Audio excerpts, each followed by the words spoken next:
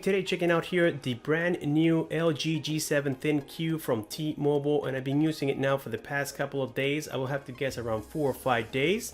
And after doing so, I decided that the LG G7 is more of a phone for myself based on my opinions and based on the features that it has that I happen to use more than I do with the Samsung Galaxy S9 Plus.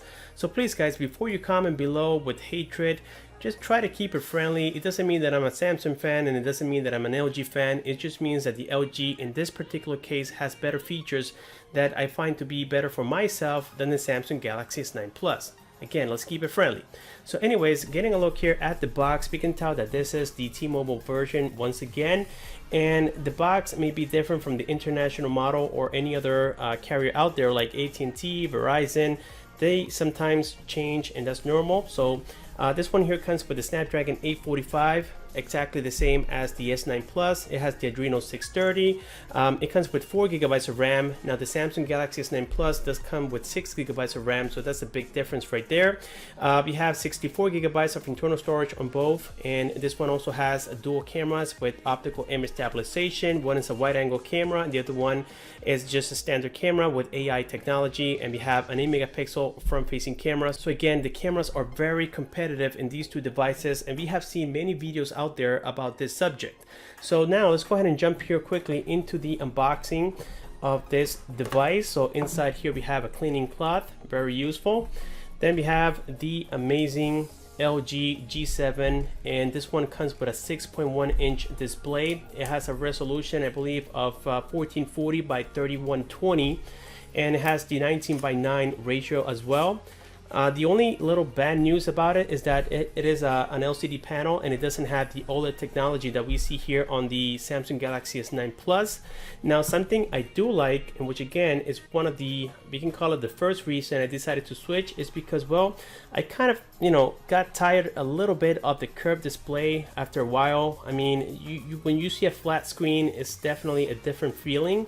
And that also it has the notch. Yes guys, even though it may sound weird, I like the notch. I remember it from the iPhone 10 and I did miss it, and now having it here on the LG G7, that kind of made me move towards this device when it comes to the display. But now the OLED screen here does have better colors in my opinion. I mean, it is just refreshing for the eye, something that we will not see on the LG G7 so much, but this one is definitely brighter in the sunlight. So for that reason, again, me working for the post office, I find this one to be a lot more useful, at least for now on the display side.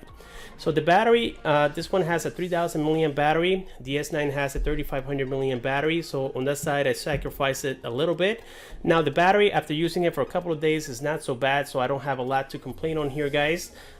So let me go ahead and get started here. And on the top here of the display on the middle side, we have some sensors like the proximity sensor, the light sensor. We have the 8 megapixel sensor. We also have notification LED and also the ear speaker, all located right here on the middle side, which is really cool. And we can see how it is almost all display. We just have a small chin here on the bottom side and some bezels, tiny bezels on the side of the phone and on the top as well. On the left hand side of the device, we have the volume rockers up and down with the dedicated Google key, and this is the second reason as to why I decided to switch. As we know guys, the Samsung Galaxy S9 Plus has the Bixby button right here, and we cannot remap it for anything else. It is only for Bixby. The same here with the LG G7, but I think I like Google much better than Bixby. That's just my like. I barely use Bixby. I use Google for everything. So having this dedicated button here for Google definitely make me make the switch as well. So again, that's another reason. So far we have 2 reasons. And then here, let me go ahead and show you the phone already booted up, and as you guys can tell, the colors are very nice. When you look at this in person, it looks a lot better. Another reason I decided to switch is because this phone is a little bit narrower, meaning that you can hold it better with one hand. If you guys take a close look here at my thumb, I can reach the entire screen with just one hand, and I can also do it here, or almost do it here, with the Galaxy S9 Plus. Let me go ahead and remove the protector, but we can tell guys that I struggle a little bit more. That's because we have a wider display here, so for that reason I cannot reach the entire screen with one hand, unfortunately, guys. And here I was looking into all the specifics and doing the comparisons and everything, and so far the only thing that I'm sacrificing, again, it is the battery, which is 3000 milliamps, and I'm also sacrificing the RAM. This one only has 4 gigabytes of RAM. The Galaxy S9 Plus has 6, like I mentioned before. So yes, this one is a little bit harder to hold, in the hand, at least with one hand. So that was another reason as to why I decided to switch here to the LG G7. I have set up everything on here. Let me go ahead and show you. Unfortunately, I gotta enter here my pattern. So the fingerprint works very, very nicely. And this time with the LG G7, we have here something very cool, which is the power key on the side. As you guys can appreciate, we have the power button right here. On the bottom, the headphone jack now has the hi-fi technology for audio, so it is going to be way better than on the Samsung Galaxy S9 Plus, which is another reason I make the switch.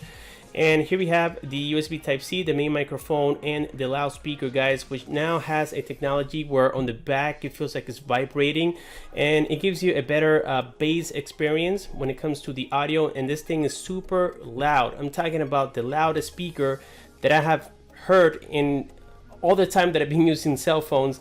This one is definitely the loudest, at least from my experience using the LG G7.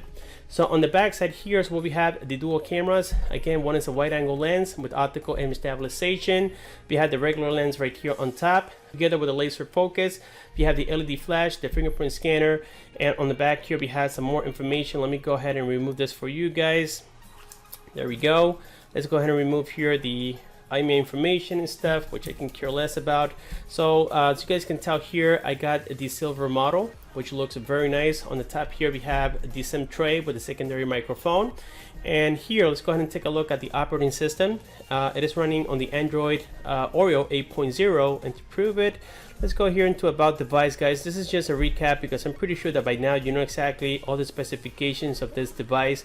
So here we can see the Android version 8.0. We don't get anything like Peppermint yet. We don't have it on the Samsung Galaxy S9 Plus either. And of course, I conducted my own benchmarks here, even though a lot of people don't use them anymore, and actually we don't really need to, because when you have the Snapdragon 845, we know it's going to perform well. So having the Antutu benchmark completed is not needed, but I just do it for those who are curious.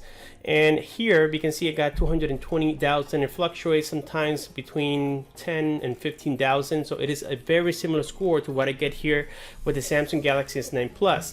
Now keep in mind, guys, that this right here, if you don't like the notch, this is a secondary display. You can fix that by going here into settings. Then you go here into display settings, and we have the second screen. And from here, guys, we can go ahead and customize it the way we want to. Let me click this again, and right now again we have the notch on here, but you can make it disappear by clicking on custom. And if you guys want to make this colorful for the secondary display, you can do so as well. You can customize it the way you want to. In my case, I like it with a notch, so I'm gonna leave it at that. So going back here, we can see, guys, we have just a whole bunch of settings. We have a whole bunch of customization, and I do like here the way they have distributed. I like it to be divided this way: network, sound, display, general, instead of having everything in one single screen. So far, guys, you have heard about at least 4 reasons as to why I prefer this device. First of all, it has to do because of the display. Second, we got here the dedicated Google button. We have the hi-fi audio. It comes with a flat screen. It's a lot easier to view for me. So the camera is also amazing. I made a little comparison here, nothing crazy, but I made a little comparison so that way you guys can see that both of them have amazing cameras when it comes to the rear facing camera. This one has a variable aperture, but I happen to use it very little since I don't shoot pictures at night that often. So for that reason, guys, I don't find it necessary to have the variable aperture here on the back side. But if it is for you, then it is obvious to say that, well, this is going to be a much better phone for you. And overall, the camera, guys, I can't lie to you. I mean, I'm not going to sugarcoat this phone entirely, but the camera on the Galaxy S9 Plus, it is slightly better. If you are I would say professional shooter, or a person that has to have the best image possible in the market, then definitely this is going to be a better camera, slightly, not by much, when it comes to low light conditions, and it's just going to do an overall better job with the focus, the just the white balance, the saturation, the colors. Everything's going to look a lot better here on the Samsung Galaxy S9 Plus than it will on the LG G7. So other than that, guys, I think that these two phones are very similar when it comes to performance. So I think that now we have here completed, well, at least the hands-on, but we never finished all the unboxing entirely. I do apologize, guys. I just got too excited here about the LG G7. So inside we're just going to have some booklets from T-Mobile, which is quite thick.